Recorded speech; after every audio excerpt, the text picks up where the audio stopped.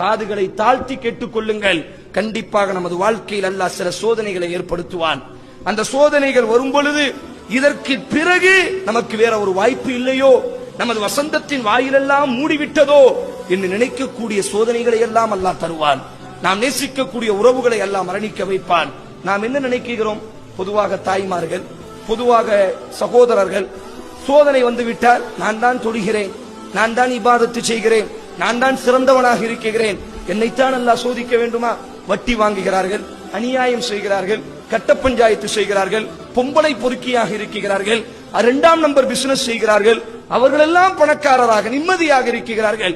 ஹலாலான அடிப்படையில் வாழக்கூடிய என்னைத்தான் அல்லாஹ் சோதிக்க வேண்டுமா என்று நாம் வார்த்தைகளை விட்டு விடுகிறோம். நபிகள் நாயகம் ஸல்லல்லாஹு அலைஹி வஸல்லம் கூறினார்கள், இதா ஹப்ப கௌமன், அல்லாஹ் ஒரு சமுதாயத்தை நேசிக்கிறான் என்று சொன்னால், அல்லாஹ் ஒரு தனிநபரை நேசிக்கிறான் என்று சொன்னால், இப்தலாகும், அல்லாஹ் அவர்களை சோதித்துக் கொண்டே இருப்பான். சலமா, அபூ சலமா என்ற 2 தம்பதிகள். எந்த அளவுக்கு இந்த தம்பதிகள் தெரியுமா? மக்காவை சார்ந்தவர்கள். இந்த 2 நபர்களுமே கணவன் மனைவியாக வாழ்ந்து கொண்டிருக்கும் பொழுது நபிகள் நாயகம் ஸல்லல்லாஹு அலைஹி வஸல்லம் இஸ்லாத்தை பரப்புகிறார்கள். இந்த 2 நபர்களுமே ஒன்றாக இஸ்லாத்தில் இணைந்து கொள்கிறார்கள். 2 நபர்களுமே ஒன்றாக அபிசீனியாவிற்கு ஹிஜ்ரத் செய்தார்கள். 2 நபர்களுமே மக்காவிற்கு திருப்பி ஒன்றாக வந்தார்கள். இவருக்கு இவர்தான் உலகம், அவருக்கு இவர்தான் உலகம். நீங்கள் இமாம் முஸ்லிம் பதிவு செய்கிறார். எப்படிப்பட்ட ஒரு வாழ்க்கைகள்! நாம் என்ன நினைக்கிறோம்?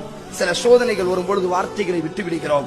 சில சோதனைகளின் பொழுது அல்லாஹ்வை விட்டு நம்பிக்கை இழந்து விடுகிறோம். அல்லாஹ் குர்ஆனில் பதிவு செய்கிறான், ஃபலா தயஅஸ் மிர் ரஹ்மத்தில்லாஹ், அல்லாஹ்வின் கருணையில் நம்பிக்கை இழக்காதீர்கள். இன்னஹு லா யயஅஸ் மிர் ரஹ்மத்தில்லாஹ் இல்லல் கௌமுல் காஃபிரீன், இறை மறுப்பாளர்கள் மட்டும்தான், நாத்திகர்கள் மட்டும்தான் அல்லாஹ்வின் அன்பில் நம்பிக்கை இழப்பார்கள். அல்லாஹ் நம்மை கைவிட்டு விட்டான், அல்லாஹ் நமக்கு உதவி செய்ய மாட்டானா? நமது தாய் மரணித்து விட்டால், நமது குழந்தை மரணித்து விட்டது, நமது கணவர் மரணித்து விட்டார், இதற்கு பிறகு நமக்கு வாழ்க்கையே இல்லையா என்று நாம் யோசிக்கக்கூடிய பல தருணங்கள் நமது வாழ்க்கையில் வரலாம். காரணம், ஒரு முஃமினினுடைய வாழ்க்கை அல்லாஹ் சோதித்துக் கொண்டே இருப்பான். இமாம் முஸ்லிம் பதிவு செய்கிறார்கள், நபிகள் நாயகம் ஸல்லல்லாஹு அலைஹி வஸல்லம் சொன்னார்கள், ஒருவன் மூமினாக அவன் தன்னை இணைத்துக் கொண்டால் அவன் மரணிக்கக்கூடிய வரை அவனினுடைய உடம்பிலும் உயிரிலும் பொருளிலும் குடும்பத்திலும் அல்லாஹ் சோதித்துக் கொண்டே இருப்பான். யார் அந்த சோதனையை பின்பற்றி பொருந்திக் கொள்கிறார்களோ அவர்களுக்கு அல்லாஹ் சொர்க்கத்தை வாக்கு தருகிறான்.